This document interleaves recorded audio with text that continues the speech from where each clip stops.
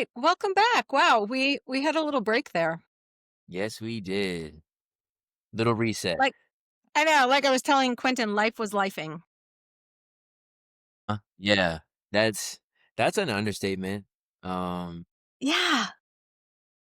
Feel I don't like a know. lot was going on. It I mean, obviously I've been going through this whole change, right? Of like, what do I do with my life and how are things looking?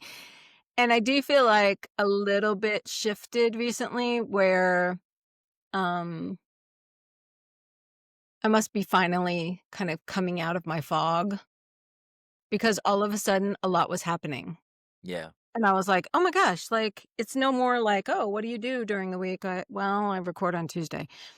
It was right. like all of a sudden there were all these things that were, kind of, needing my time, and so actually my schedule got a little funny for a couple weeks, Yeah, and then, of course, you were camping, and yeah.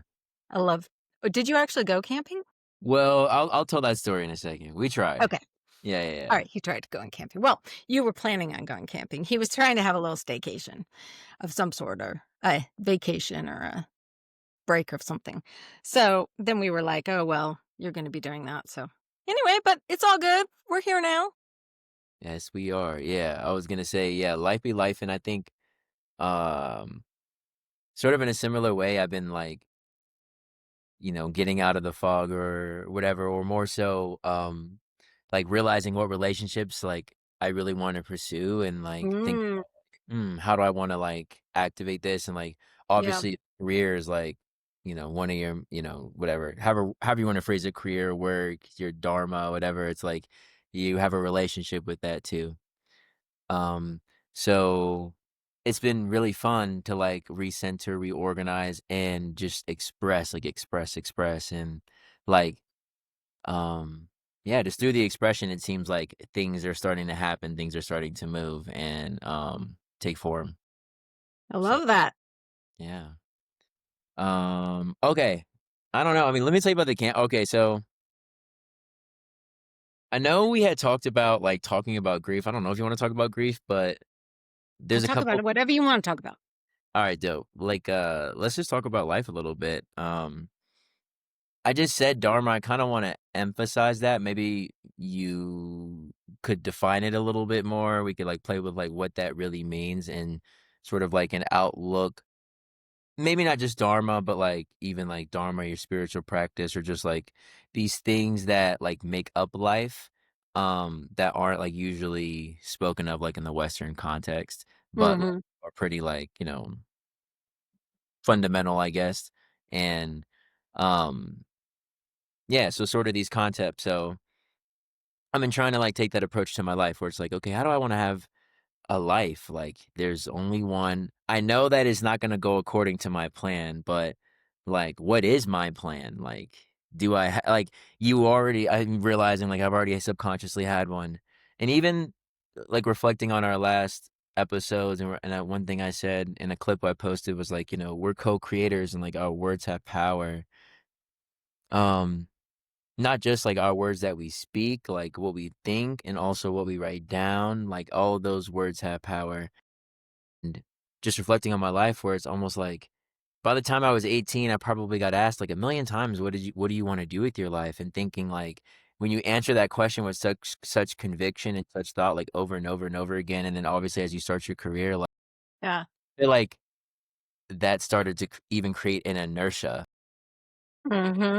It's like this is like that. And you know, you're talking about transitioning career, like transitioning career and also transition in life. Like for you, it's like a hormonal shift and, a health shift, and then for me, it's, like, just, like, I'm turning 30 and it's, like, you're kinda, like, reflecting on all your past life and thinking, like, "Okay, which direction do you wanna go?"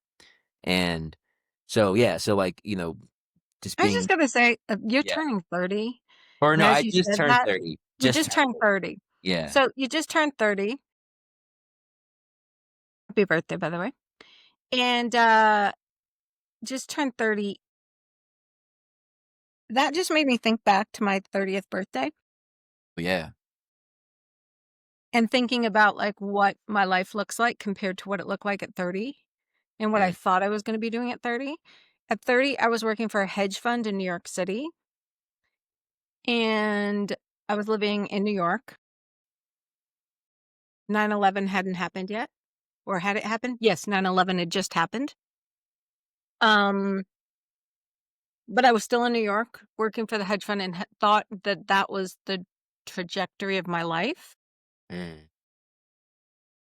And all that has happened to me since 30 has been some of the most chaotic, wonderful, extraordinary experiences.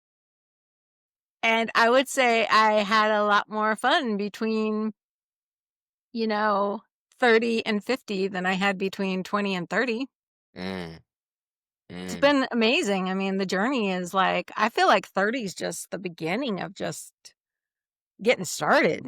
Of like, but Yeah, also 30 is really a challenging decade. I had a really hard time also in my 30s because in your 20s, it's like everything that's going on with you is still kind of charming and cute. mm. So any quirks you have, any health issues you have, anything that's kind of cute, you're Yeah, like, whatever, I'm 20, I'm really resilient. And mm, whatever, I'm 20 and everything's kind of acceptable when you're 20.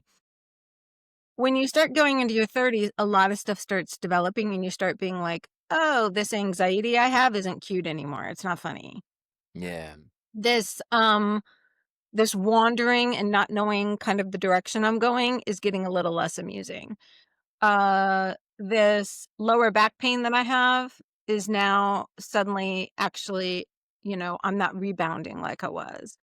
And then yeah, there's all the stuff of like, if you're somebody who drinks or does drugs or anything like that, you're going to start noticing, like, even if you smoke weed, you might start noticing, like, hey, my lungs yeah. are not tolerating the smoking like they used to, and they're starting to have some feels about it. So it's just such an interesting thing. Like, I'm sorry, I jumped all over you, but Oh, you're good. I just like really, when you said that 30, that image of me being 30, turning 30 was so significant. And then when I was just like reflecting, I was like, oh my gosh, like all the wonderful things that have happened between 30 and 50 is just mind blowing. Yeah, yeah. It really, I mean, you know, I don't even know where to start on that. Like that is so true, and I think like, when I was younger, I didn't really, obviously understand that, and I think even when you're younger, your brain isn't fully developed, and like it's almost like the game of life starts to switch to kind of tackle those things that you're talking about. Like when I turned, well, for me, I feel like it kind of started. This is kind of where grief can First of wrap. all, wait, aren't you 32? No, no, no. So my okay, like let's Wait, do it real let's quick. go back because all of a sudden now I'm confused about how old you are. All right. So my birthday was April 12th, Aries. Okay, you're Aries. And then I was like, wait, why am I wishing him happy birthday? Isn't he an Aries? Sorry, guys. I just confused the heck out of myself. In all fairness, I just drove back from Myrtle Beach yesterday. Still a little. Yeah, wiggly squiggly. Okay, It's so all yes, good. he's an Aries. Yeah, yeah. Aries He did not 4. just turn 30. I did not. Aries.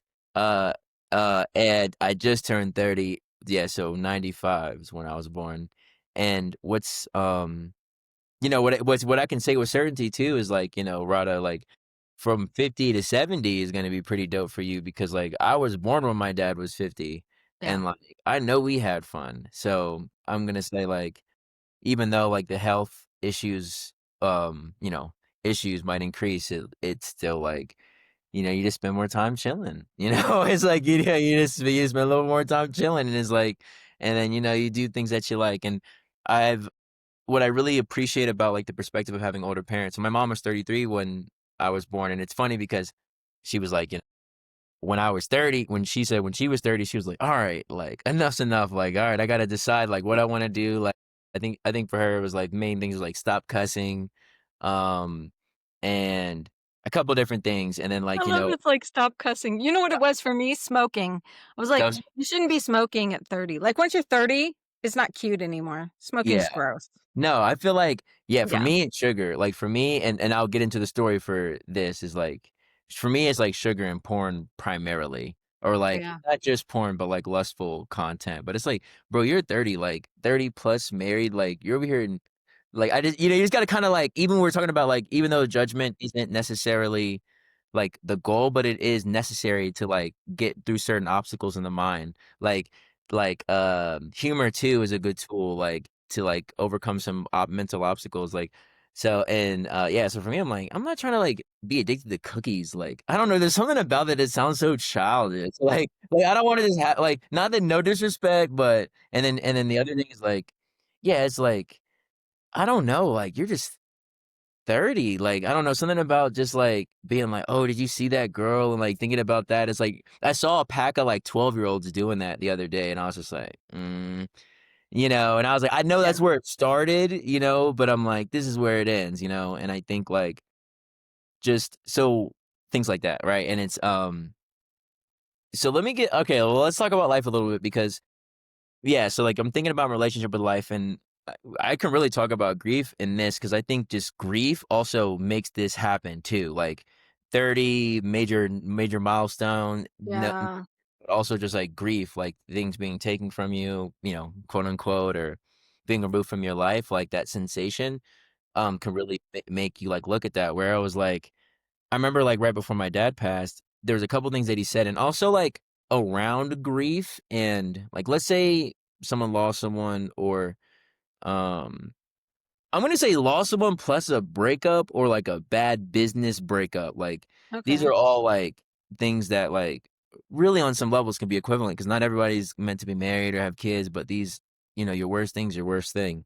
So but it's like all when something bad, quote unquote bad happens like that that causes you a lot of emotional damage, everything around that event like starts to like get intensified. And like the weeks before, like, okay, what happened before this? Like, what's happening since? Like, Mhm. public example, not to distract, but just like it's like Charlie Kirk, where it's like, what happened before? What happened? What was he saying? Who was he talking to? Who were his friends? Da da da da. Da. But even in our own lives, it's like, what happened before the breakup? Where's my mind at? What happened this? Okay, what happened? Or what happened before? Were there any signs that this guy was gonna hurt himself or others? Like, what happened? Mhm. Well, I found like through that process, it really like forced me to be like, okay, what am I doing in my life? Like, it could be tomorrow that I don't have a life anymore. Like, I don't want to spend any second not doing something that I don't think is dope.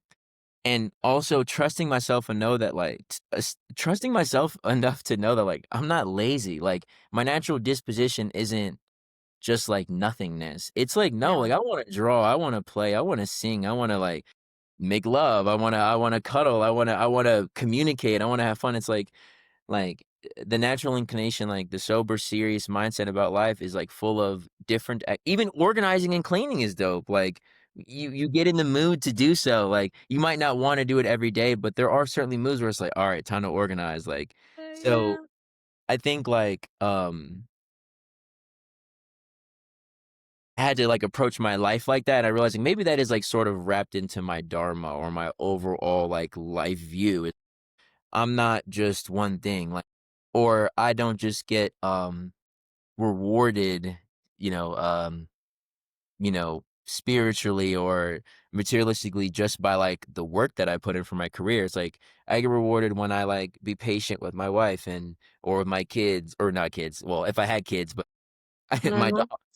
dog. Or when I like even when I clean in the house, like, or organize or all these different actions, it's like I can find joy in these things because these things aren't like meaningless. These aren't meaningless tasks.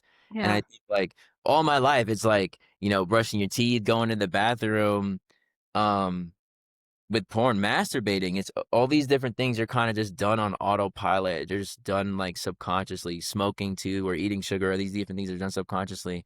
And I think like, um, for me, like adding more meaning into every single aspect of life where it's like, okay, I might have gotten into an accident today. That's like down 100, but like I brushed my teeth today. Like I took care of my body. Boom. That's like plus three. Boom. And it's just like to gamify it in my own mind and to Mhm. have like a better way of like assessing like, um, yeah, just assessing the balance in my life. So anyways, I was wondering if you had any more insight into like what like dharma means or like swadharma or whatever the terms are and like Yeah, and how that might be in your life. Yeah, so my understanding of dharma is like it's almost like your life's purpose, like what you're supposed to do with your life. Mm, And so when you find your dharma, then you are going to be the most fulfilled because that is what you were put on this planet to do or to be. Um However, I was thinking I wanted to actually look in these two books and see if there was a definition because I wanted to see if we could come up with like a ooh, let's see. Sometimes they talk about it like as duty, which is interesting. hmm, Um, mm. so book, let's see, book 420. Oh, sorry guys. Henson's riled up. Um,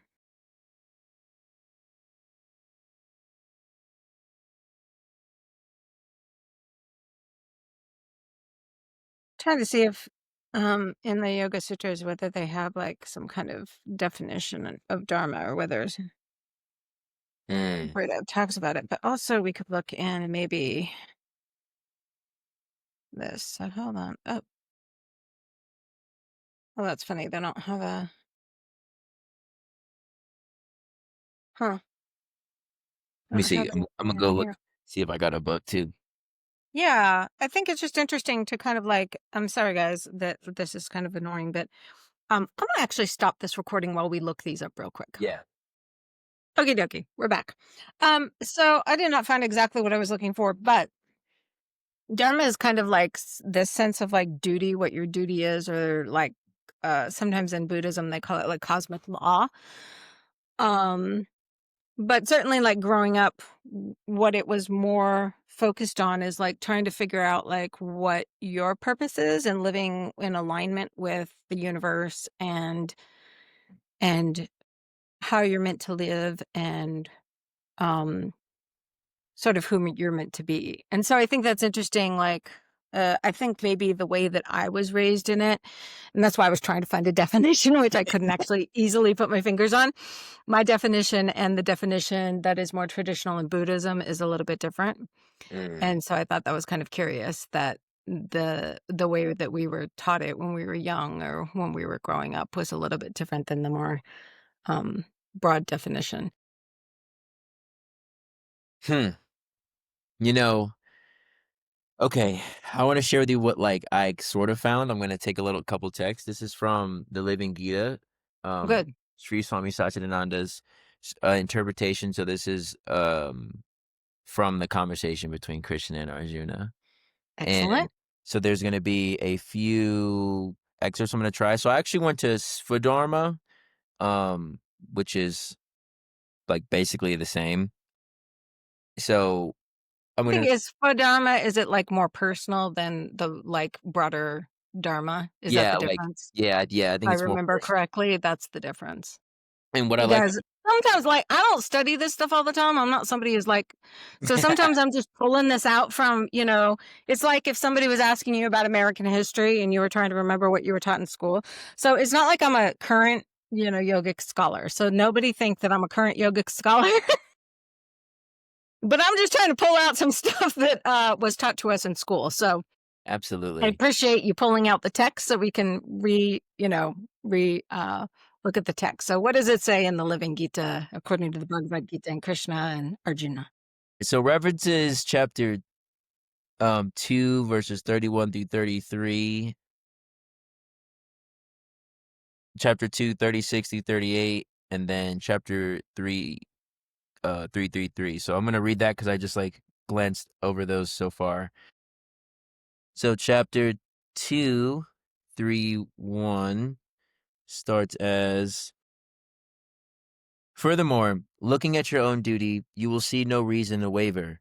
For certainty, there is nothing higher for. And I've always wondered how to say this. Is it Castradia than a righteous war? But it's this Kshatrya. Um, KS What Yeah. is it? KS say it Okay. again. ASHATRIYA. It just means like the warrior class, the kingly class. Um, and then I'll just, so then it goes, happy indeed are I'll just define, I'll say it as Kastreyas, Arjuna, called to fight in such a battle that comes of itself, like an open gate to heaven. So let me read that again. Happy indeed are the Kastreyas or the warriors, Arjuna, called to fight in such a battle that comes of itself, like an open gate to heaven. But if you don't fight when it's your duty to do so, you lose your honor and incur sin.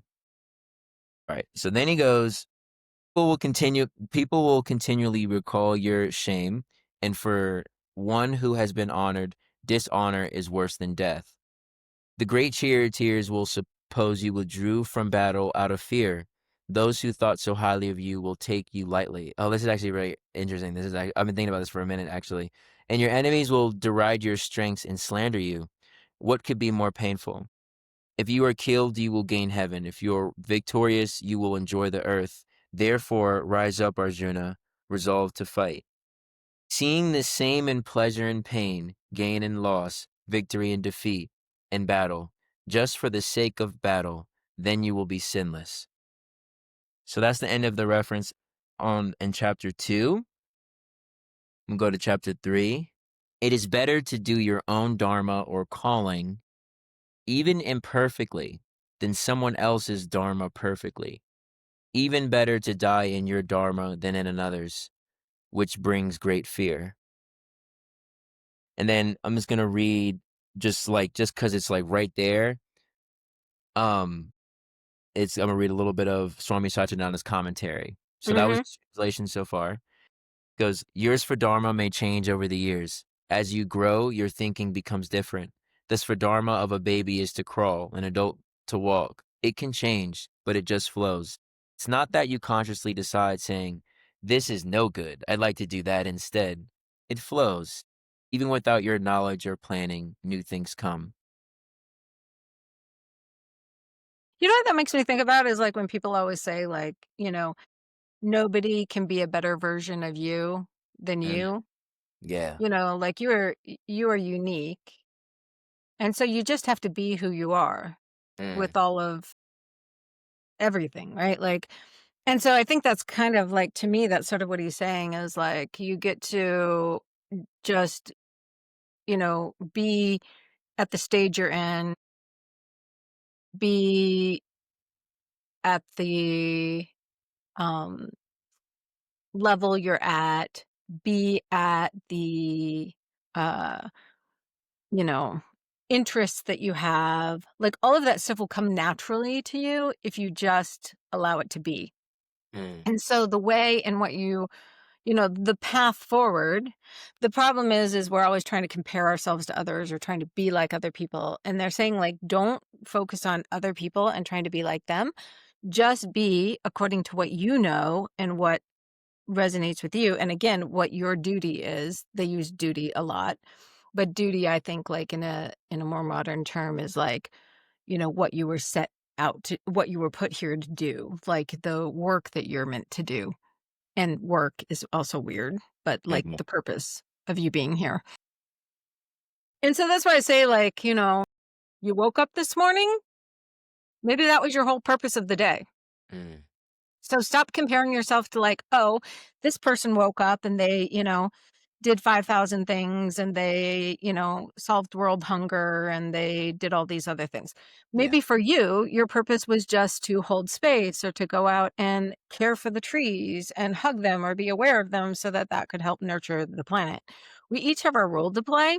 Mm, And I think as long as we're comparing ourselves to others, we're going to be kind of struggling, and it's going to lead to, um, they often say, like, depression has to do with, like, looking at the past, and mm, anxiety has to do with worrying about the future. So, like, when we're just in our present state, we're like, okay, everything that happened in the past just happened because it was meant to happen, because that was our dharma. That was what was meant to play out. And everything that's going to happen in the future is also going to happen seamlessly, easily. We're going to end up exactly where we're meant to end up. So I think that's kind of like, for me, my understanding when at least through Swami Satchidananda's interpretation of what dharma is and what it means. Mm. So, building on that, I think yoga articulates the point of view that, like, yoga is about peace of mind, that, like, it argues that we can use our willpower to reinforce peace of mind and to develop, the capacity to seek it in different situations and how to maintain it throughout day-to-day life. And so I was like, "Okay, well, maybe that's my duty."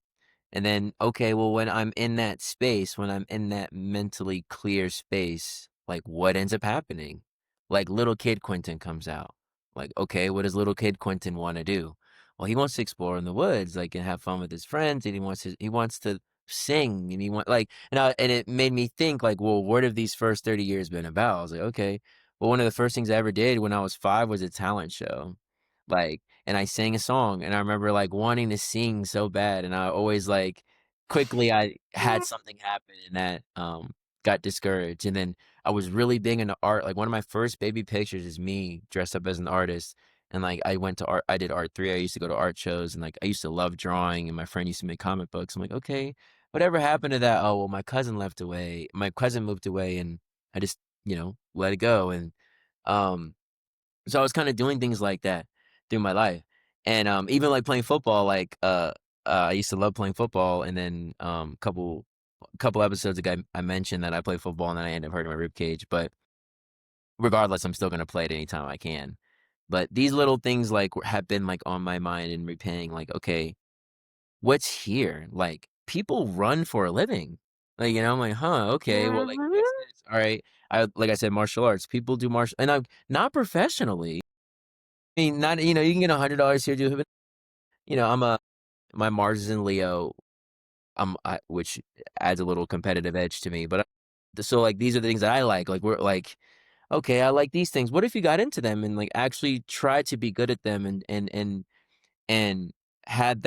had a more sober approach?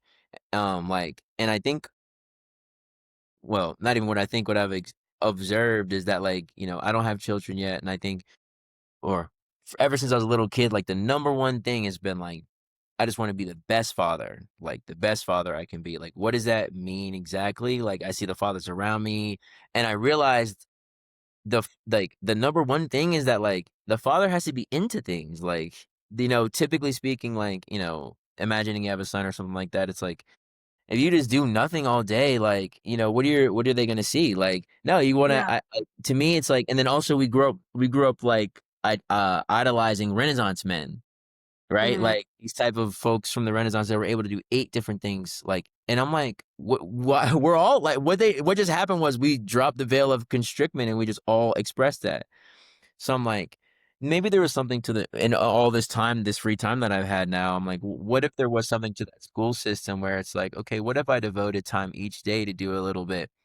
And, the reason why I think the word duty is kind of important is because duty like, if I said to you, um, you know you as in anyone, it's like, you know, if you don't work this week, you won't be able to live in your house. You're gonna be like, it's not gonna feel that much of a drag anymore to go to work. All of a sudden, it's like, well, I have to do it. If you're sick, like if you're sick, your duty is to heal. You'll know immediately. You won't really have to try. You'll be like, I just know I have to do it. So I think I was like, okay, well, not to have anybody compare yourselves to me, but just like set your own standards. You know what you like. Take it seriously, like, it takes a little bit of discipline to get off that initial friction of wanting to do something that you like often, but you've done it before, and so I just started to think, like, what if, like, a more thorough expression of Quentin is my duty? Like, what if I've been, like, limiting myself by thinking I can only, support, myself through one avenue of my creativity, through my, like, you know, either yoga teaching or construction. So I was like, no, like you can draw, you can sing, and the thing is, like, anyone who's done these things for a living knows that you get better all the time. Like it's like all of these things, everything's like a muscle. So I'm like, Mhm. what if that's the duty, and what if that is, what if, what if there's something there, like. what if more, and I realize this as as I see my grandparents age and pass away and my, father age and pass away, like, at the end of life, that's all that's left is like, what am I gonna express? How am I gonna creatively express? Like, okay, I wanna make this. And then now it's like I can say, I've got this plant from Nana, I've got this bowl from Nana, I've got this from granddad, I've got this ring from dad, as a, it's sort of like, the things that don't stay is the person, it's their expression. Like, I was like, okay, what if, like, this is, I think I started my journal like April 29th. So it was like 2 weeks when I really let it sink in. I was like, okay, what if, like, from this point forward, I just try to have everything that I do be a body of work and don't know what's going to be what? Like, I wonder if Marcus Aurelius wondered that we'd be reading this journal like thousands of, Probably not. like, all these people. So it's like, what if I just had that approach where it's like, this is all, like, this is now homework, has to be done, like, and just kinda shift the mindset, and like you're saying, Mhm. that 30s sober, that and not even sober in that sense, it's just like, I don't wanna be deluded, I don't wanna be, like, restrained anymore, or these restraints aren't cute because I don't have, you feel like that, like, crest of, like, just, like, that pure thrust of life that is like, "Ah!" That kinda got you through anything, like, as you turn 30, you're like, "Wait a minute, like, a couple of my friends are dying," like, and you start to kinda shift your point of view. So, as I've done that, it's been like, "Okay, I can't do everything," and I love the integral yoga model. So it's like, what are the 6 expressive ways that match the 6 kind of like japa yoga, hatha yoga? What sort of like things that in my mind like correlate to that? Like, what's bhakti to me? Well, singing and dancing. Like, they go hand in hand to me with bhakti. So it's like, I'm Yeah. practicing bhakti, I'm trying to be more devout, but I'm also, while I'm doing that, what if I sing a little bit and work that in? Okay, hatha, well, that's easy. I want to explore. I want to trail run. I want to be able to move my body, like, not to use this flexibility and this balance to balance on rocks and climb on trees and stuff like that. Um, I wanna be able to sit and just draw, like, be able to visualize something, like, use what I like meditation, I can use that power now to, like, create an image and then draw it, and just kinda hold it there and then examine it there and then move up the tree and see what that looks like, "Okay, let's sketch that." So I've realized that, like, the integral yoga process of, like, and we can even break that down too, it feel like it correlates to, like, and then japa is also really cool, and I feel like that correlates really good to mundane tasks, quote unquote mundane tasks, stuff that you don't really have to focus on watching the distance. You can just focus on a mantra, or mantra meditation. If you can't do, like, if you can't hold the beads or anything like that.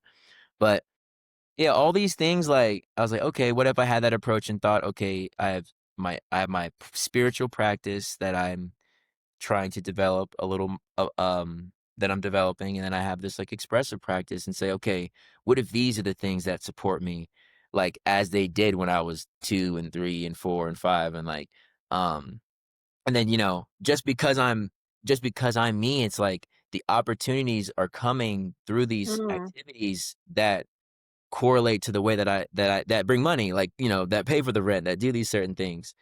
And, but at the same time, just like in a work career, like, there's challenges. Like, I'm not free of that. Like, if I was at work, I could have came in and someone could have broke a gas line, or someone Yeah. could have broke their head at the end of the shift. Now I'm working a 19-hour shift. So also, when you live your life, like living my life like this, where I'm not in the corporate world, I'm still presented with challenges too.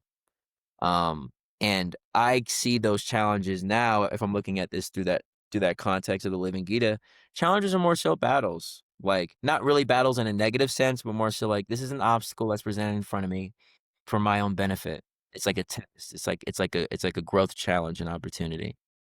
So I've been talking for a while. I'm gonna pause there. That's interesting 'cause, first of all, I like what you're saying about the branches of yoga because this is why I'm always telling people, like, yoga is not something you do on a mat. It's really something that gets taken off the mat, and it's very practical and something that you can use throughout every moment of your life, and, really, there's some practices applicable to anything you're doing. And doing the basic practices, doing basically asana, meditation, pranayama.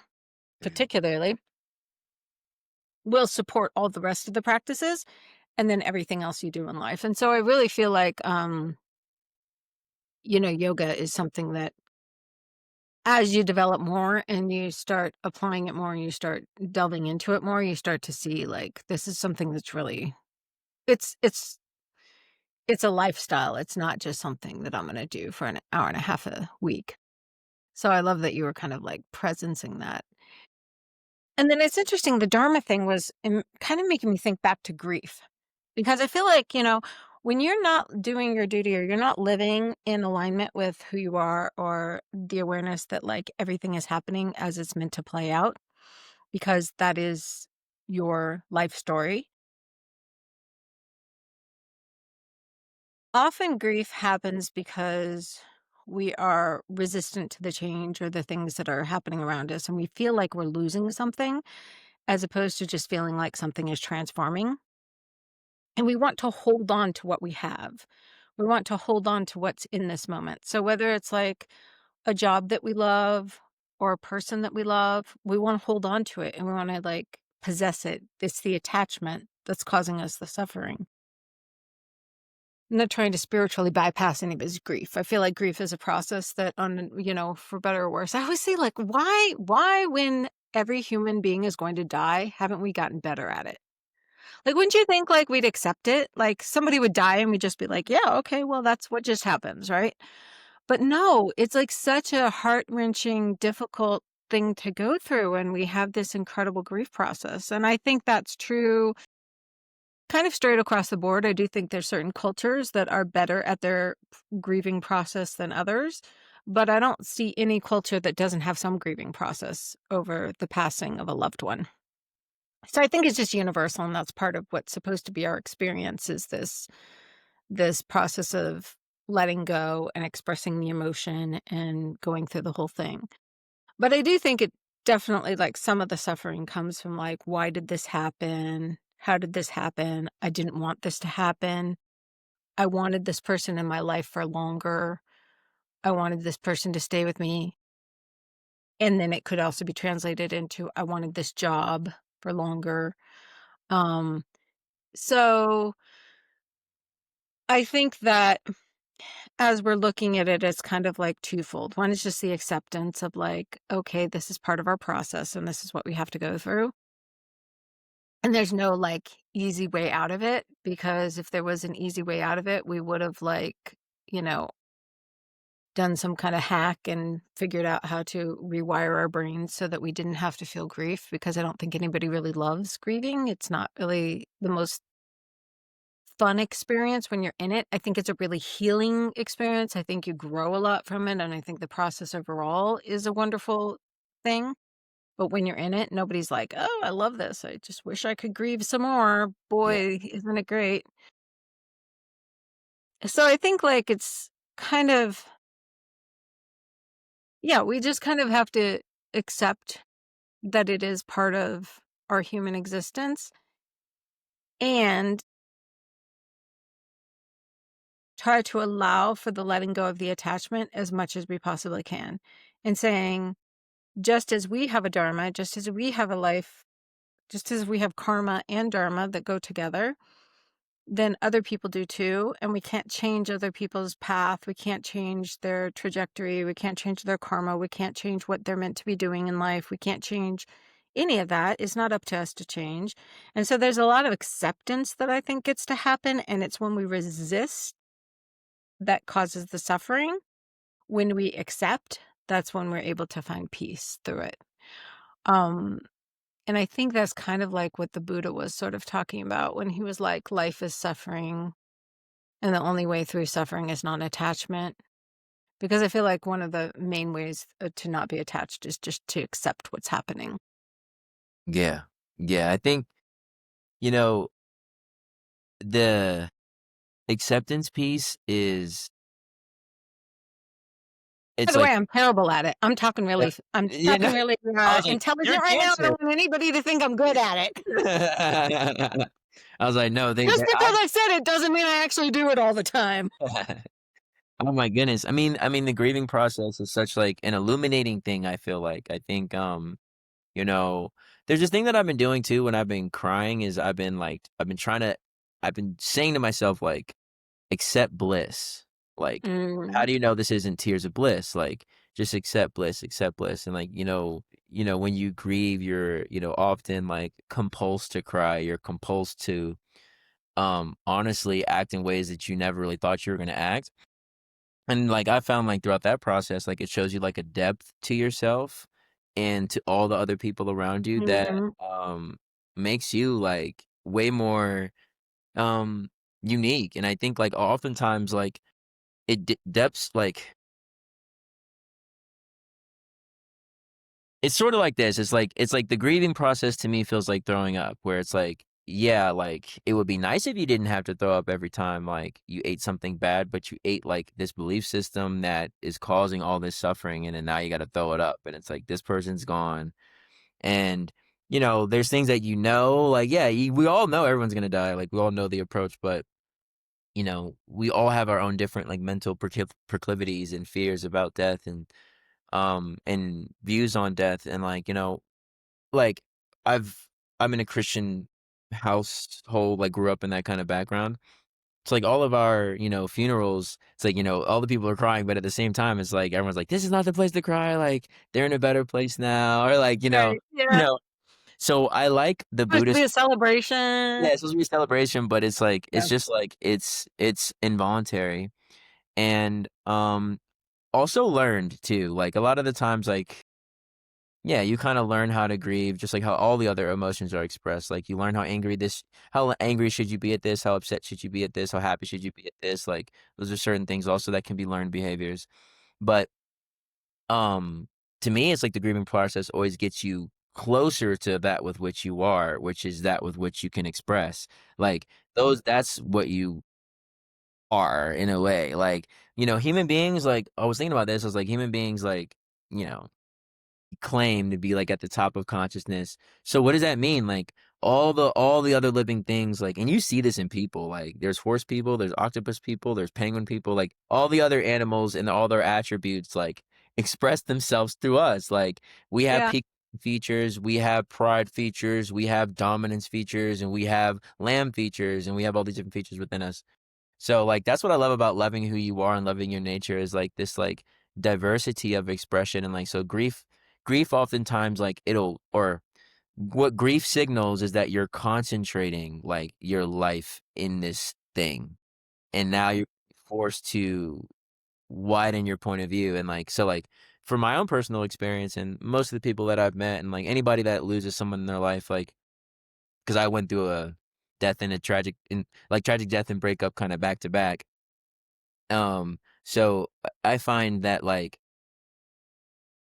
I can always say to people with certainty, like even like as my dad was dying, I'm like, this is the funniest I've ever been. Like I've never been this funny before. Like there are certain attributes of my creativity that started to flower in ways to like because I don't think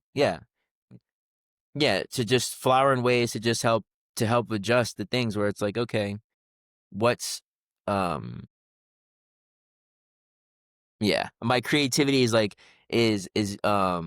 being challenged here. So what I was thinking was I was like, okay, well, when someone passes, it's like they don't and especially now with like the yogic thinking, it's like they don't really like pass in the sense of like they still have an influence. And even like in the Christian background, like we always say like they're still praying over you in heaven and still, Mhm. and all that kind of mindset. So it's like I had to lean into that where it's like, okay, this person might be gone, but like, where were they really ever in the first place? Like, this person, my dad or my ex or whoever, um, they lived in my mind. Like, that was their home. Like, I Mhm. touched them, I felt them with my mind. Like, I interpreted that sensation of like, um, through this machine. So I'm like, anyways, they were only ever as close as I thought about them at any given time. Like my father and any of these people.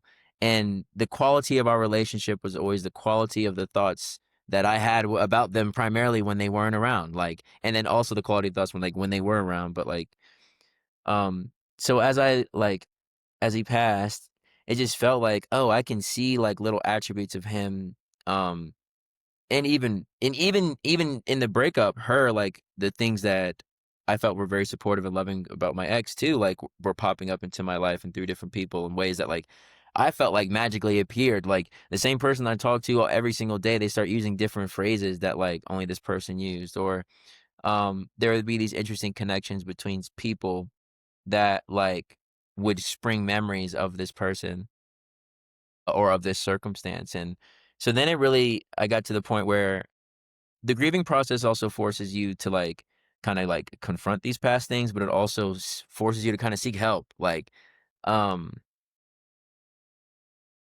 yeah, like, you're like, "Wow, like, I acted in a way or I did things or I feel a way I've never felt before, like, someone else must have gone through this, right? Because like, I've heard stories, like, what do they think? What do they see? What have they done? What have that process done?" Mhm. And that's where, I think that's where I found yoga. That was a space in which I really started to turn, um yeah, I started to turn to yoga and just different tools. Like, I always thought, like, mental health was kinda like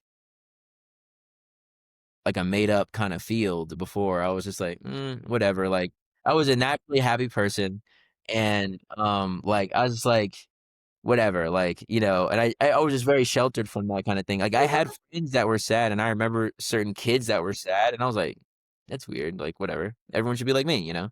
But, I did have a partner at the time that, like, was definitely struggling, and she was getting into yoga, but I was like, "Yeah, you only get into yoga or these things, like, if your life is, like, upside down or, like, whatever." Oh, Like, interesting. and I'm like, "Oh, well," and it's funny because I say to my students today, I'm like, oftentimes, a lot of my students come here at the recommendation of their doctor or their therapist. Right, yeah. Um, so I will also say, so then there's that, but then also I would be like, just honestly being disrespectful if I didn't mention like plant medicine or just medicine. So most people would go, a lot of people have gone and gotten antidepressant and medicines like that, Xanax. I don't know that spectrum, but just all the medication, whatever it is to help get your mind in the right spot because of some grief related, Mhm. trauma related incident. But then for me, like, I'm just not that kinda guy, and so, like, for me, when my dad was passing away, I had never even really smoked. I never smoked at that point. I was actually very adamantly against it. I actually broke up with girls. I broke up with the girlfriend because I thought she smoked, actually, when I was younger. So I was that kinda, like, dweeby kid in that way. But, smoking herb specifically, not, like, cigarettes. But when my dad was passing away and had cancer, that, like, they gave him, like, cannabis, like, pills and stuff like that, and so I was Mhm. like, "Okay, let me see, like, if they're giving this to my dad at the end of his life, this made me more curious of it." And then, like, I had always kinda heard of, like, ecstasy, and I was like, that sounds like kinda that doesn't really sound like that's up my alley." But and I'm just saying this because I know many, many, many, many people who have had this thought process. Like, most people don't trust big pharma, but they don't. But they also trust word of mouth. Like, people be like, "Have you done Molly? Have you done MDMA? Have you done LSD? Have you done this? Like, this is what's happened. This helped me get through this." So for me, I landed on mushrooms, and I was like, at the very least, I know it grows out the earth. Like, I know the person that's like where I'm getting it from. Cool. And so, like, I will say, like, whatever medication or whatever choice you make, like, I'm not judging nobody, everybody does their own thing, but I do feel like a lot of people's stories, like, that does play a role where there is some sort of revelation or experience that happens that can't be gained from just speaking to somebody else and can't be realized from an external voice or experience. Hmm, And, yeah. um, so yeah, let me pause right there. Well, it's interesting 'cause, um, I think it is like an internal process, and of course, we land on this a lot that, like, you can't live somebody else's life. Yeah. So, you can't live their grief for them either. You can't live their dharma for them. You can't live anything for somebody else. It all has to be, like, what works for you and what your own internal process is and what your own path is. And so, anytime you're dealing with something in life that is challenging, It's hard because we wanna make these blanket statements about everything, like, "This works for everyone." I find this with diets all the time, it cracks Oh, me yeah. up, like, people are like, Yeah. "Everybody should drink lemon juice every single morning," like, "Squeeze Yeah. lemon into your water," like, "Everybody should eat gluten-free, everybody should be vegan, everybody should be keto, everybody should be paleo," like, Mm, that is just not how we work. mm, We are not cookie cutter. Everybody has to find out for their own selves what is the best thing. Now, it is helpful to have incredible teachers like Swami Satchidananda who can guide us and say, you can do whatever you want. And let me guide you to the things that probably are going to make you feel better, the things that will help you get, in touch with your own inner peace better, things that will keep your body from having pain. um, there are generalized things we can come up with that say, like, if you do this, you're probably going to have, this reaction. So most people respond well to this. But again, you have to just like, it'd be so nice and easy if we could all just be like, everybody just do this and you'll be fine. But really, you have to find out for yourself what your own path is. And that also goes for grief. I mean, it's really interesting because that you're bringing this up because we have been my husband and his immediate family have been going through, and myself have been going through a lot of grief over my sister-in-law because my sister-in-law was shot and killed by her husband earlier this year. And it's been a great loss for the sorry. family. She was a super big personality. She was she was like this just inc- like she filled up a lot of space in everybody's lives. Mm, And for that person to be gone, whether you loved her or hated her, there is a huge void that exists now with everybody who came in contact with her. And I think it's not just even our immediate family, but even in the greater community, because she just was such a large personality. I want, of course, to make everybody okay. Like, I wish I could just snap my fingers and everybody could be through their grief and start feeling better, but it doesn't work that way. We all have to go through our process. And unfortunately, we can't prescribe what that is. So, like, my sister-in-law's daughter, my niece, her grieving process is much different than my husband's grieving process. They can support each other, but it is not the same. It's not going to look the same. And so if he's trying to compare himself to her, or she's kind of trying to compare himself, so she's having a little struggle because her husband's grieving process around when his mom passed is much different than her grieving process about her mom passing. And so sometimes her husband doesn't exactly understand because he's like, this was my grieving process.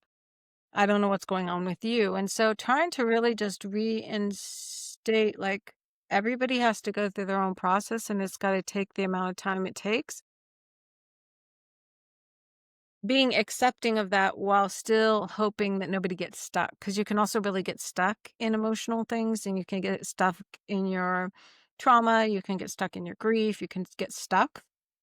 So trying to help everybody move their way through at a pace that is their own pace, but at the same time, not leaving anybody behind, right? And, yeah. like, allowing them to just be stuck in the grief. It has been an incredible learning experience, and, on a obviously a heartbreaking experience, but also on a higher level, um, I'm grateful for the sacrifice that my sister-in-law made to allow us all to go through this excruciating horrible experience that also in the end is going to allow us to be closer to God, be closer to our own inner peace, be closer to our own understanding of the universe and what's important and what's real and what's unreal and all of these things. As any traumatic experience, that's always how I feel after a traumatic experience. I always feel a lot of gratitude for the sacrifices that the people made so that I could have the enlightenment and insights that I get to have from this. I felt the same way after my boyfriend, you know, um, died from the heroin overdose.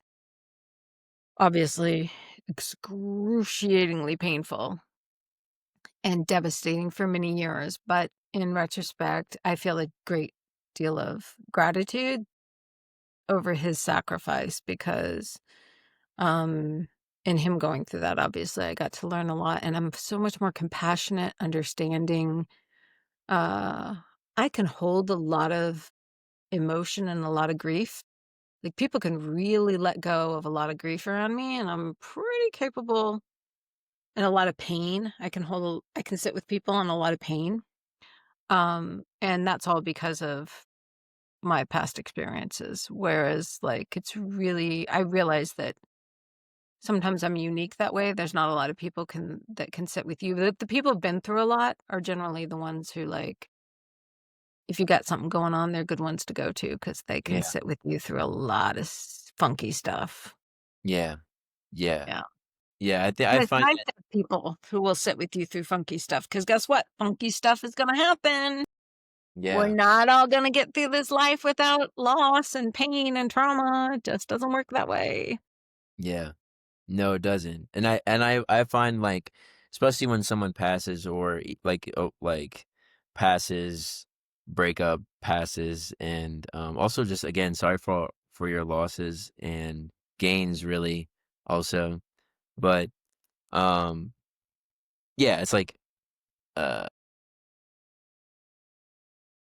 I was gonna say something, but I'm gonna switch it now, like, really, it's like it's really a gain because, like, the tenderness that comes from those experiences, like the softness, like, because it's like, usually when you go to the bank and something's happening, you're just like, "Oh, that guy's moving too slow," or, like, you're just kinda thinking like that. You're not thinking, like, they coulda just, like, got the message that their dog just died, you know what I Mhm. mean, or something like that, and Or their sister-in-law was oh, just yeah, shot or and their killed by her sister-in-law was just husband. shot. Yeah, yeah, literally, exactly, and it's like, now it just gives you a whole 'nother context in which to view the world, and also, like, I really do wanna emphasize the unpredictability of the actions, like, when you like, you ever, like, you're really happy, most people can probably relate to this, you haven't gone through something devastating, but when you get really happy, you might jump up and scream and yelp and make a noise. You're like, I never made that noise before. Like, who is that? Or like,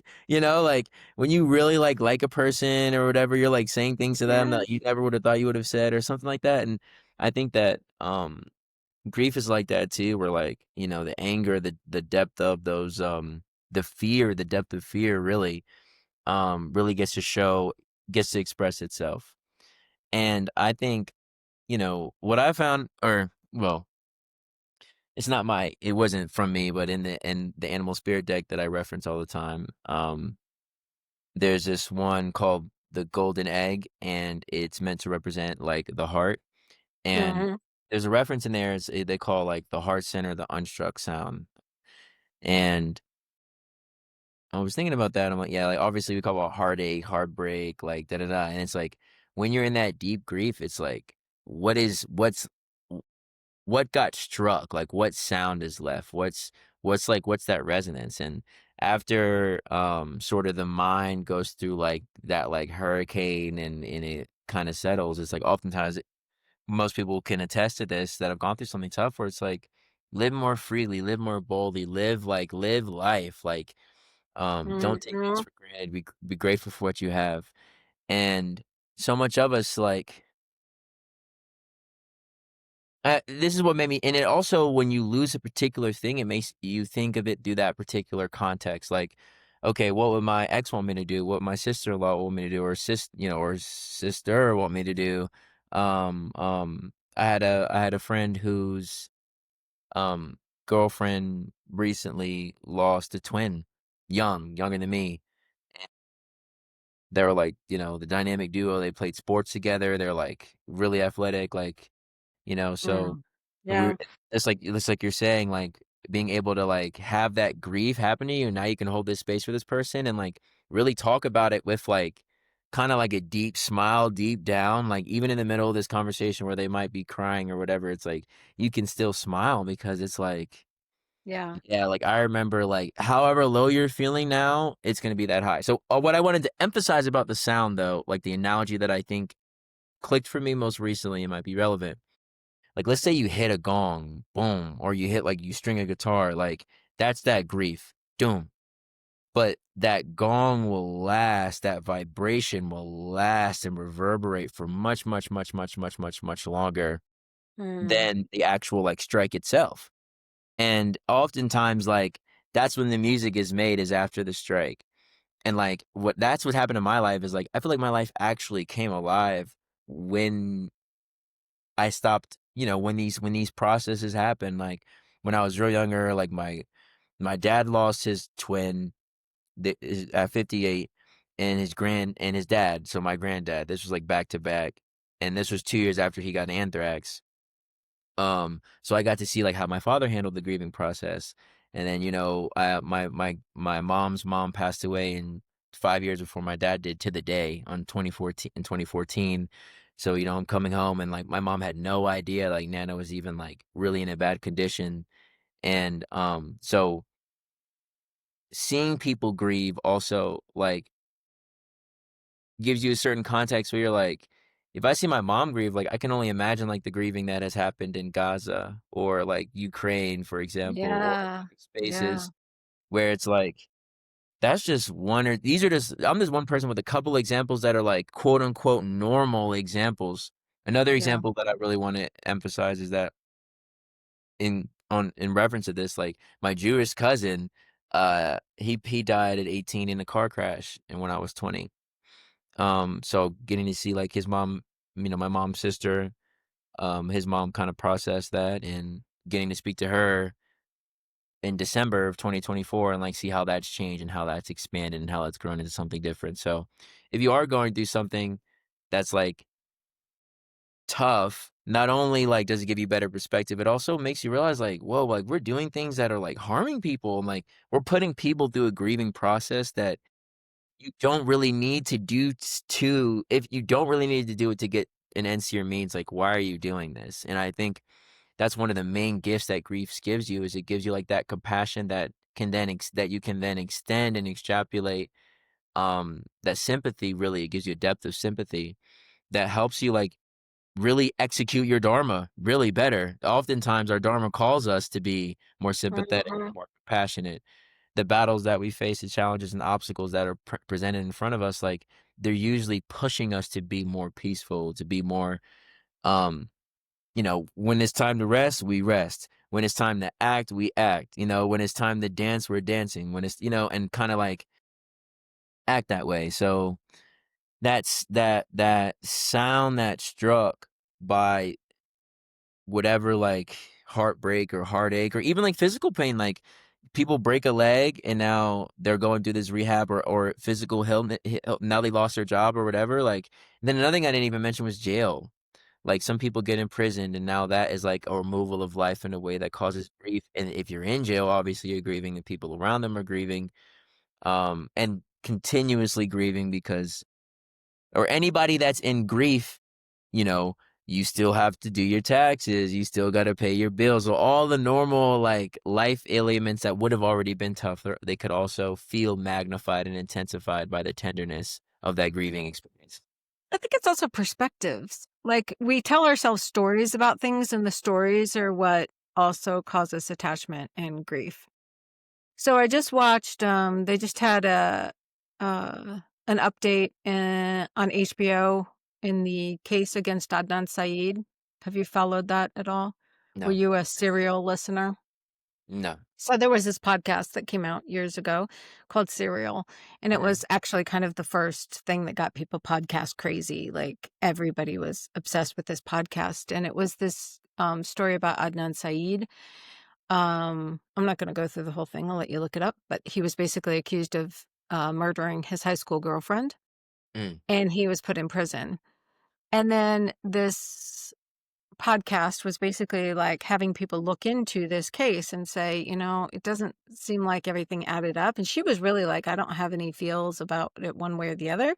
I'm just trying to report on kind of what the yeah, scenario is. And so, anyway, getting to the point of my story here, um, Adnan Syed was incarcerated for like 20 years. And eventually, he was let out because they realized that they had sort of inconclusive evidence. It wasn't that he was found not guilty, but they basically said this was not tried quite right. And so they're waiting to see if maybe he'll have another trial to be not guilty. But at any rate, they said he shouldn't be in prison. What was so interesting to me is here he is, right? Getting out of prison. In some ways, such a joyous occasion. And everybody's like, "Oh my god, aren't you so excited to sleep in your own bed again?" Like, first of all, like, it's his childhood bed from when he was a teenager, and he was Yeah. yanked out of that bed at night and then got thrown in jail, and, like, now is an adult man, right? And is trying to navigate his life. Now, first of all, Adnan is an incredible example, and he's just been really if you've ever had the opportunity to listen to his story or to see him, he's really dealt with the whole thing in a really incredible way and really chose to use his time in prison to really just talk about dharma and accepting your dharma and your duty, really just accepting this is where I am, and so I'm just going to make the best of it. Interestingly, when they asked him how he felt about being out, he said, "Yeah, I mean, obviously it's really great to be with my family. I'm really happy to see my mom and my dad and, be with here with my brother. And I have slept next to the same men for the past, like, 20 plus years, Yeah. Yeah. and it's hard that I'm going to go to sleep tonight for the first time without my brothers, Yeah. these people who became my brothers." And so seeing that everything can have layers of grief to it, because he is going to have to grieve the separation from these people who he has been spending the last 20 years with. Now, everybody would be like, "What are you talking about? You should be so happy you're out of jail. You shouldn't feel sad. You shouldn't have any grief." Right? That's what the story would be. But the truth is he is having to navigate that loss as well because it's an incredible loss. He got ripped away from people that he has just spent the last 20 years creating really deep, meaningful relationships with. And now here he is again, having this huge shift in his life. And while he's being returned to his family, he got yanked away from these people who have been his friends and brothers for the last 20 years. So I think the truth is like, or, the reality is that so much of it has to do with the stories we put behind it. And that a lot of it is acceptance of just the fact that there will be loss. In leadership, we always say that every choice we make, there's prices we're going to pay for every choice. But there's also prices, like things that we pay for everything that happens. So even though he has this wonderful, beautiful, exciting thing that everybody's been working 20 years to get him, you can't just expect him to be super happy and joyful and go around clapping and being like, "Woohoo, I'm so excited. Woo, look what you all did." He is grateful. And at the same time, he's like, and there will be loss. 100%. Which I think was so cool that he, like, acknowledged and admitted that in his interview and as he was talking about it, because it helped people realize, like, everything everything has feels. You're gonna have feels about things. And just allow them to happen and allow it to wash over you and allow the acceptance, like we were saying, just like learning to surf a couple, podcasts ago. I think we were talking a lot about surfing the waves. That's part of it, is allowing just that grief to wash over you and say, "I feel lost. No, this is wonderful. And it is also painful. There is going to be sadness in the experience of me being released from prison," Yeah. which again is nothing. That's not really what people want to hear. They just want to hear that he's going to be happy and it's going to be happily ever after. And Yeah, I mean, that's yeah, like it's like if you don't know anybody who's incarcerated or isn't like, and if you're not actively communicating with anybody who's incarcerated, then like, yeah, you could have that point of view. But like just if you're on the inside, it's like, these are his brothers. Like they might have stopped him from getting assaulted. They might have stopped, they might have looked out for him and taken care of him. And meanwhile, he and might be kept having, him sane for 20 years while he was locked up. yeah. And I think a lot of the times, like, there's another thing about grief that is also difficult and just part of the fun is like, you know, sometimes like your loved ones are the most complicated people to be around through a grieving process. Um, because they're also grieving, and so they're acting in a way, and also anyways, anybody who ever has had a loved one knows that, like, they get the best and the worst. You get the best and the worst from that person. So oftentimes, like, sometimes, like, even and also, people in jail are so funny. This is what I mean, like, the expression, like, I'm glad we're, like, going to there because what you'll see is, like, a lot of the times in jails, you'll see such, like, creativity, such expression, such genius, like, under that, like, suppressive system, and, like, yeah, they're certainly not happy, and there's I mean, and, there's a lot of things not to be happy about, and almost, like, grief is, like, the intention of the American penile system, like, if you're happy then it's not really jail, like, in the American mind for some reason. So you Yeah. need to be grieving, you need to be upset, things need to be uncomfortable, but so even in those circumstances, grief still presses us to express, and what are the best songs?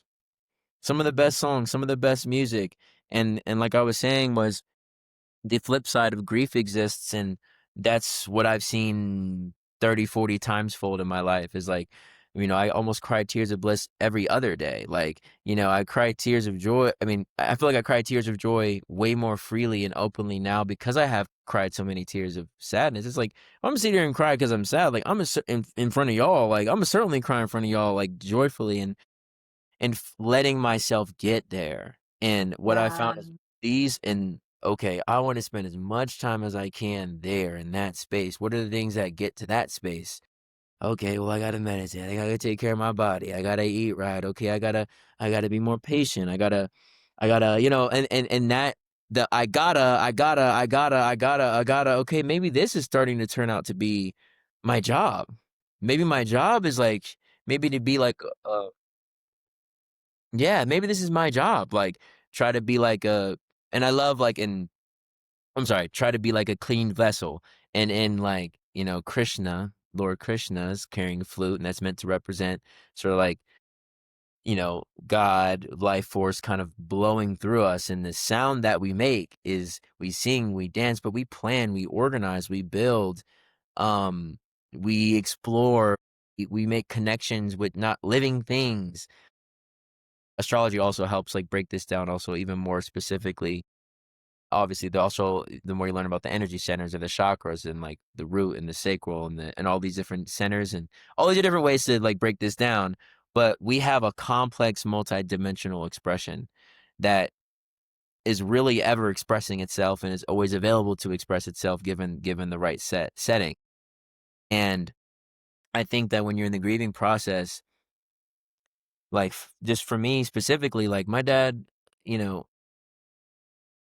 he looked at me before he was passing, and he sorta emphasized, he was like, "And you could probably do this for your, boyfriend who passed away, ex." And so I'm like, "What did he really like? Like, what did my father really like to see in me? Like, what did he wanna nurture? What did he wanna flourish?" And I'm like, "Well, I don't think he really like, he liked it that I made money, but he liked it when I was healthy. He liked it when I was Yeah. playing. He liked it when I was doing these Yeah. things." So I'm like, those are the things that I wanna express. Like, I don't wanna express sitting in a meeting just like, who's that making proud? Like, who's that? That's not satisfying me. I don't think that I mean, I don't feel very reverent in this meeting right now, and I know that that's not really what my parents wanna see me do. They wanna see me happy and flourish and focus on those things, and I think that's probably true for everybody, but when you lose someone or something, what would my dog like, with your partner, like, what did he really like about you? Maybe your sensuality, maybe your whatever it is, like, how can I nurture that and make that person proud? How can I and, like, not because it also makes me proud too, it makes me happy, not just for their sake, but I think that grief has really pulled out the aspects of me that matter more that might get buried under, like, the programming and like this, where it's like, "No, no, no, like, this is the real root. This is, like, let's get real. Let's get down to the basics," and, um express, and, like, and I feel like using that Christian example, or just be like the clean vessel example that many people might be, like, familiar with, or just trying to get out the way so that you can let, like, what's meant to be flow through you. um Sometimes we get in a certain mode and we start to prioritize a certain expression of consciousness, but, like, your sensual self is equal to your analytical self. They're all equal parts of the pie, and they all can be nurtured, and it can be taken as a serious endeavor, and there can be a ton of fulfillment in being like, "Okay, I don't know how strong I can be." Like, these things are obvious with the physical body, but it's like, I don't know how, like, I don't know how clear-minded I could be. I have no idea how joyous I could be. And, having that approach where it's like, I didn't know I could be this sad. I wonder Mhm. how happy I could be, really helped in my healing process, and I think a lot of other people's too, is like, once you see what's out there, you're like, "Man, I want more of that. I want more of that." And, so I found like that grief process really reoriented me to be like, "Okay, what is my duty? Okay, my duty is to get after that, whatever that is." Like, and yoga always says, "You don't really have to go anywhere." It's not anywhere that you have to go, you are that. It's just there are some impediments to you recognizing that. Maybe your perspective has to shift, maybe there's toxins in the body, maybe a habit needs to be adjusted, but, um, you are that you are that bliss that you're always kinda chasing and looking for, and that, like, you're over Yeah. crying because you might have lost this person in your life, and, thinking that, "Oh, that I'm gonna lose bliss, I'm losing out on an opportunity to experience joy and peace of mind." But, that's just not true at all. If anything, it gets magnified through that Well, tender. nothing external is ever gonna find your peace of mind. And Yeah. so no changes externally, no loss externally, nothing external can do that for you. It all has to be internal. My husband recently was saying, something about like, well, I thought every, I thought the goal was, because we talk about in leadership, it gets to be easy. Mm. And he was like, well, I thought it gets to be easy. And I said, yes, it does get to be easy, but the ease comes internally, not externally. It's not like your outside circumstances suddenly become Yeah. easy. Yeah. Yeah. It's the way that you're able to handle them and the way that you're able to move through them and surf or, surf whatever those waves are suddenly becomes easy. So it's not like you're getting tumbled in the waves anymore. Instead, you're learning how to surf on top of them and then all of a sudden it's really fun and easy and you're like, waves are cool Mm. because I can actually enjoy this process as opposed to just getting tumbled and, getting salt and sand up your nose and all that kind of stuff. So I think that we always have to keep remembering that the external change is not what's going to make us happy. It's the internal change. Now, external changes can inspire, they can ignite, they can, create some sort of different shift in energy, but really it's all internal. It's Mm. just shifting the internal within you. And so, one of the things that we're doing is we're going to uh, go and stay for basketball season, which is coming up soon. We're going to go be in Myrtle Beach. And one of the reasons why we chose to go to Myrtle Beach for basketball season is because my husband's best friend lives down there and my niece lives down there. So I'll get to spend time with my niece, Hey. but also because my husband needed a change of scenery. Yeah. Because the grief of being here and constantly reminded of his sister and everything was getting a little overwhelming. Yeah. And I was like, and be forewarned that we're not going to go to Myrtle Beach and all of a sudden everything's going to be okay and you're not going to miss your sister anymore. Yeah. It doesn't work that way. The change has to come internally and the internal processes and being okay with things because um, that is the only way to actually find real change, real healing, real peace. And you can't find peace outside yourself. It doesn't like that's not going to find it. It's all the piece is actually uncovering something that already exists within you. It's not like you have to chase after it or find it. It's like already in you. We're just uncovering all the stuff that's making you not be able to see it or experience it. And so it's a very internal process. it doesn't mean don't go out and have fun. And also, like, your dharma will help ease that internal process, but your dharma can really look really different. People always laugh at me because I'm like, I really actually enjoy working in an office. Like, office work is super fun for me. I love going in the computer and the desks and the like typing and the Yeah. like that kind of stuff is like really rewarding for me. And I always think like, trash collectors, like there are trash collectors who find that job more Yeah. rewarding than anything else they could be doing. And Oh, they yeah. really genuinely like being trash collectors. And 100%. so understanding that like not everybody has to be the same thing. And the contentment will come inside, not because you just changed your external things. This morning, I was talking to my brother's girlfriend because she just moved here and she was working for like State Farm and her job was pretty intense and she was working like crazy. And then all of a sudden she's here and she hasn't decided, she's not looking for a new job yet. They're just trying to get her settled in. And I was laughing saying, it's funny because everybody's like, "Oh, you're so lucky you don't have to work. Isn't that so cool? Like, lucky you, you don't have to work." But it is very challenging to find ways to fill your days and make your days really meaningful when you don't have to do anything. Yeah. And people are always like, "Oh, that's so great. I can't wait till I retire." Or wouldn't it be so cool if I didn't have to work? Or wouldn't it be so wonderful? But there's always the flip side of anything where filling your day is not always easy. And it's very, you can end up just being on your phone 8 hours a day because work gives you structure, work gives you purpose, work gives you something to do, work gives you a way to show up that I think people really take for granted because everybody's so like preconditioned to be like, either being workaholics or, how many people do you meet who are like, I love my job. Like my job is just like the best. I just wake up in the morning and like, I'm so excited about my job. And the alternative is not as easy as you think. So again, don't put on rose colored glasses about everything. Don't think the grass is going to be greener. Just be realistic and say it will also have challenges. I know that you've had some challenges. I know that going from like your situation where you were working so crazy to Yeah. being a little free form now and just sort of being like, "Woo, I'm kind of in the wind a little bit. This is really uncomfortable, but I know that it's leading to a purpose." I'm sure you don't wake up every day and go, "Woohoo, like my life is perfect now. It's all easy."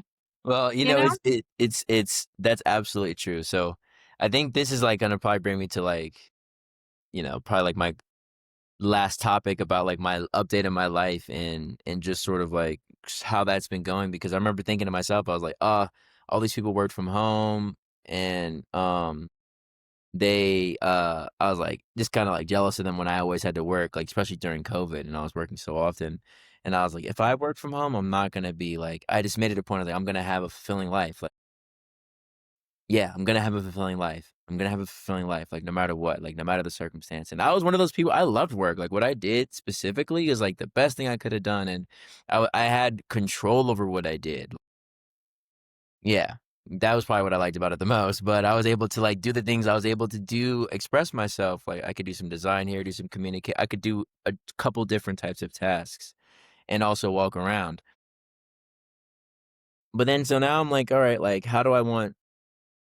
I was just kinda, like, sitting there looking in the mirror probably, like, 30, like, around that time, and I'm like, "You can't take the superintendent out me," like there was something about that that I really enjoyed, and I'm like, "You can't take the designer out me," that was, like, really the foundation of it, like, the art and got into architecture and civil engineering and, like, the design. In college, I loved that, sitting in front of a computer and just drawing, like, drawing neighborhoods, drawing contour lines, like, drawing parcels, drawing details, like, how this is gonna connect to this, how this is gonna be poured, like and I did that throughout construction, so I'm like, "These are all things that I like to do, like, why stop doing them?" And I just had to, like, ask myself, like, "What's stopping you from doing these things? You! Like, what's stopping you scrolling on the phone," or Mhm. situation like I was saying, like, What am I looking on? Why am I on my phone? Like, what's so attractive on my phone that can keep me from doing the things that I know I really like doing? Oh, like lustful content. That's the only thing that's that attractive. What's keeping me from eating things that I know I don't want to eat? Well, sugar, because it's so like addictive and it keeps pulling me to eat. But I know what I really like. Like I love that home cooked delicious meal, but I just don't want to always have to go out and get dessert afterwards. Like these are the thoughts I was having. So I got to give credit where it's due. Andrew Huberman had a guest on DJ Shipley. He's not a DJ. He's a retired Tier 1 operator, Navy SEAL, and now public educator on how to build mental and physical health. And so military man, like real earth sign energy, and earth sign represents routine. Like, what's the routine? So if you got nothing to do, you have to decide the structure. And that's what it was. It was like, you're 30 now, you're grown. Plus, like, if work's gonna provide the structure, why can't, to myself, I'm like, why can't you provide your own structure? And if you're gonna devote this much time and effort to, the CEO and his endeavors, and you like your contribution to that, like, why can't you devote that to God? And what does that mean to you? Okay. So that's kind of how the other part of the Dharma was, like the spiritual practice, or whatever that means, like whatever the counterbalance is to your work, your work life, your exterior life, how you perform. And in this podcast, as he didn't say it in those words because he's from a different background, but he said it in those words. He was like, I wake up and I go to work. I do things that are, and he called work brushing his teeth, taking care Mhm. of himself, because his job is, he's a father, he's a husband, he has his job. So his job is to be prepared for his job. You know what I mean? That was the approach. And I think that really helped. I have, even from when I first met you in Swami Kuranananda, and creating my own sadhana plan, and I had my thing planned out and I followed it well, and da da da da. But there are certain days where it's like, I don't want to wake up and do that meditation. But then sure enough, I end up scrolling on my phone for 2 hours, and I'm like, you could have just done the meditation instead. Like, now I don't want to meditate. And then now because I didn't do my duty, I incurred sin. And I love that they use that phrase, because I'll be like, now I'm in a random disagreement, or I stubbed my Yeah. toe, or now I have to be late to something. And that's what happened. It was like, so when I started to say, like, no, this is my job. Like, I don't know how I'm getting paid directly from a career, but I'm gonna start with this right here. This is my job, and I'm dedicating this. Like, if I had to get paid to do this, if I was teaching a class to do this, what would that cost? Or just taking things more seriously. And it's like, okay, maybe my job is really to be an integral yogi, to be a lifer yogi, to be the founder of lifer, to be the householder, to be the husband, the son. These are the duties. Okay, what does that mean? Well, I got to be prepared for them. Well, how do I like to prepare for them? Yeah. I like to read a little, I like to move a little, I like to do a little meditation. Okay, cool. What time do I want to do that at? And then being like, okay, this is what's advised when you make any of your own spiritual practice plan, is kind of like sign it. Like, this is my contract. This is what I'm going to try to do to the best of my capacity. Why? Why do I want to do this? Um, what else is there to do? I mean, and I wanted to say this, like, for coming from a Christian background, I want anybody that hears this to hold this, like, dear, is like, this makes me want to tear up. It's like, all the religions have many, many, many rules and many different things to say, but, like, from the Christian point of view, there's only two: love God and love your neighbor. This is your duty. And anything that impedes you from doing these things, like, that's like the battle. That's like kind of the simple thing. And, like, so what are the things that are causing me to judge my neighbor and not love them and not want to take care of them? Um, and what are the ways in which, like, I could love God better? And I think, in using our analogy earlier, like, God created human beings to express multidimensionally. Mhm. Like, we're in earlier episodes we talked about, like, the slaves, like, in them singing and their dancing and, like, that expression. And, like, obviously, maybe just because I'm a Black American, this might be like my particular dharma responsibility, is like, I think that we're very, very good at that, expressing Mhm. human nature diversely, speaking creatively, singing creatively. Just like, I don't know, like, there's something about that I've been kind of wrestling with, is like, I feel like that's loving God in a way, is like, living a full human experience, and I think that insensually too, and I found that, like, that's why I like to say that I'm a yogi or, like, follow this school of thought is because the only place where I really saw that that flourished the most was in the yogic, like, philosophy and thinking, and made room for, okay, if you want to, if like some people are extremely sensual and all their lives they've been trying to like look at all these other people that don't care about these types of things. Like, no, there is a way that you can get more perfect in your sensuality. Like, there is a practice. There is a practice that correlates with yoga and is benefited through asana, pranayama, and meditation, like just off the rip. And, so yeah, so I think that, like, as I've sat back, had more space and time to be like, "What do you really wanna do?" "Hmm, I wanna live a connected life. I wanna promote freedom and joy." "Okay, how?" "Well, I only have my life experience." "Okay, so I can only go off the things that I've previously enjoyed. What are those things?" And then so now where I'm at is like you said, like, I have a, like, extreme need to be, like, scholarly or, like, sit down and plan, like, for me, it's, like, writing and thinking and planning and doing math and, like, projecting in the future, like, I have to do that for hours a day at least, like, in order to really feel fulfilled. So I'm like, "I can just do that now." Like, you're the founder, like, draw things that just create these visions. Like, maybe no one will see it yet, but just like get out there and start drafting. And then sure enough, I draft this thing on this index card, and now all of a sudden my artist homie's coming over and helping me make logos. So all of a sudden I met a photographer that's being attracted to the expression.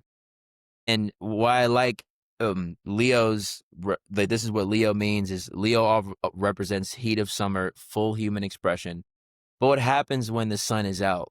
Life grows. Like, life is attracted. Life is attracted to that expression. So, um, when it comes to your career, like, whatever it is that you're doing in your job that really truly brings you joy, like, emphasize that. And I really do genuinely feel like that's what's actually paying you, like, quote unquote paying you and supporting you is you putting that surplus, like, it's that the energy that you have while you're doing that activity that you love is really what's supporting you. It's what's attracting love back to you. Putting love brings back love, and putting out love attracts love.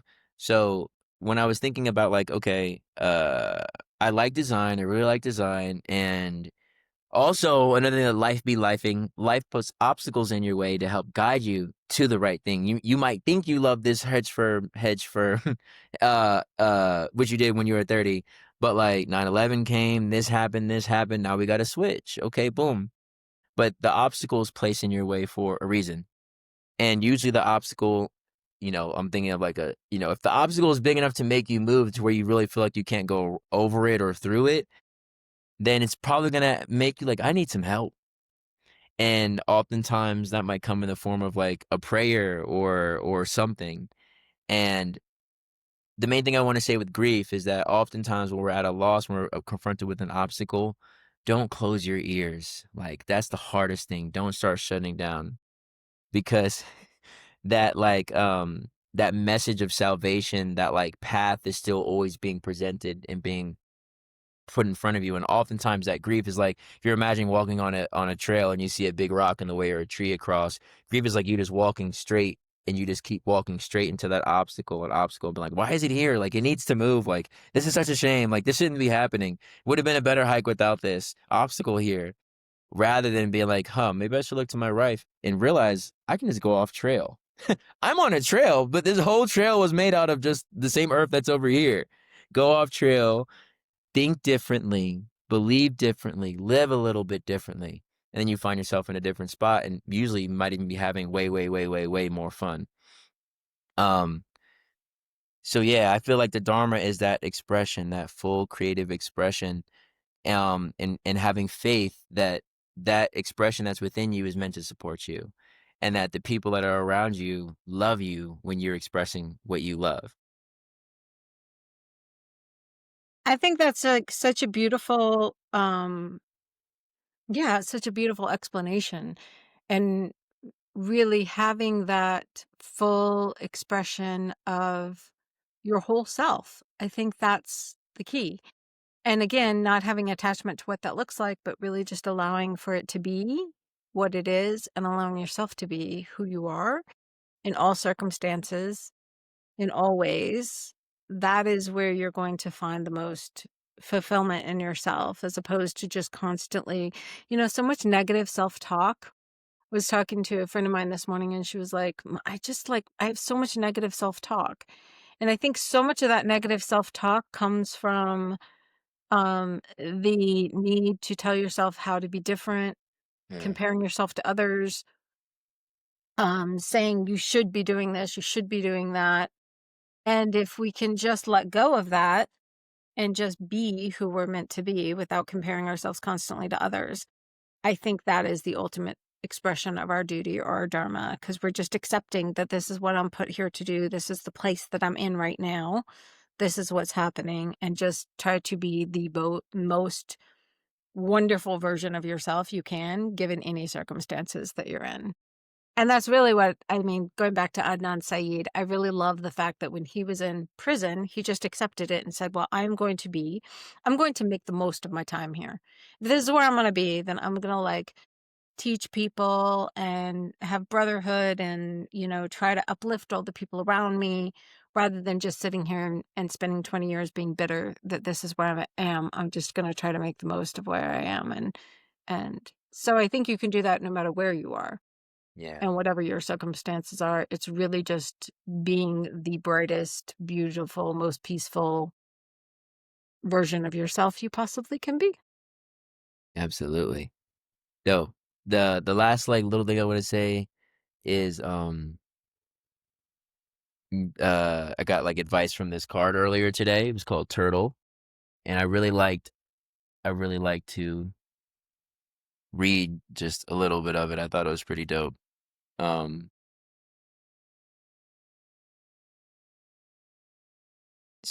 let's see. So, Turtle, ancient soul, grounded, trusting, at home in the self. And this isn't just about me. This is like just for anybody who this message might resonate with. And I think this goes pretty well with Dharma, interestingly. So, it is wonderful to be. I'm sorry. Let me read it again. Turtle, ancient soul, grounded, trusting, at home in the self. It is wonderful to be in the presence of a turtle personality. Like the beaver, the turtle has a strong relationship with the earth and water elements simultaneously. This helps to ground and connect them to the deeper truths of life, no matter where their travels lead them. Turtle energy is behind all great writers and storytellers as they collect life experiences under their shells for later use. The most potent turtle energy helps us close all the other books and begin to tell our own true tale. This is what I really liked about it. When in balance, peaceful, adventurous, and productive. When out of balance, slows down to a halt to bring into balance and adventure. And I think life is an Beautiful. Yeah. yeah. Dharma is an adventure. Grief is an adventure. Yes. We have that approach to life. Even that little thing can make it seem a little bit easier. Yeah, I agree. There Cool. you have All right. it. Well, thank you. I love talking to you. Same here, and hopefully we will be back again soon with more interesting conversations Yeah. and wonderful sharings. Thank you. Awesome. Peace, y'all. Om Om.